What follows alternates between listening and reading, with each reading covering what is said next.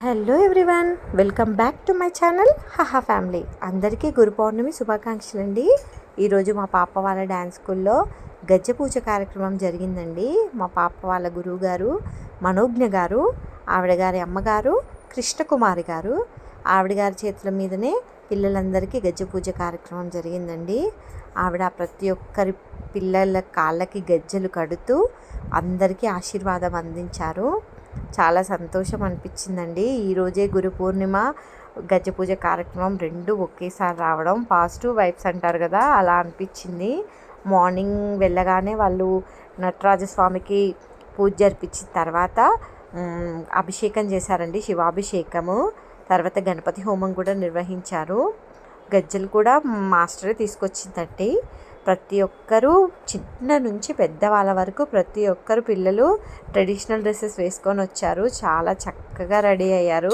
చూడ్డానికి నా రెండు కళ్ళు సరిపోలేదండి. చాలా పాజిటివ్ వైబ్స్ అనిపించింది. ఈరోజు మార్నింగ్ 8కి వెళ్ళాము, 12 వరకు అక్కడే ఉన్నాము. ఎందుకంటే ప్రతి ఒక్కరికి ఒక 10-15 మినిట్స్ టైం పడుతుందండి. గజ్జెలు కట్టి దాని తర్వాత ఆశీర్వదించి వాళ్ళకి పసుపు కుంకుమ అందజేశారండి. పేరెంట్స్తో కూడా వాళ్ళు తిరిగి ఆశీర్వాదాలు అందించారండి. చాలా తృప్తిగా అనిపించింది మాకు. అసలు టైమే తెలియలేదు.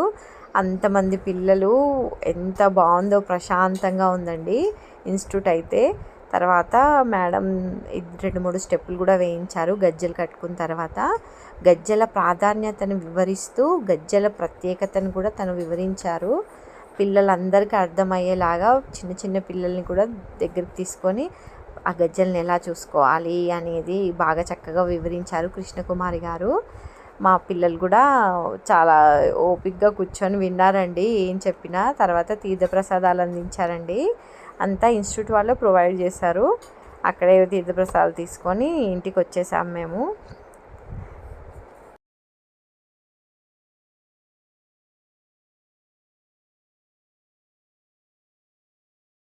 Please do like, share and subscribe to my channel.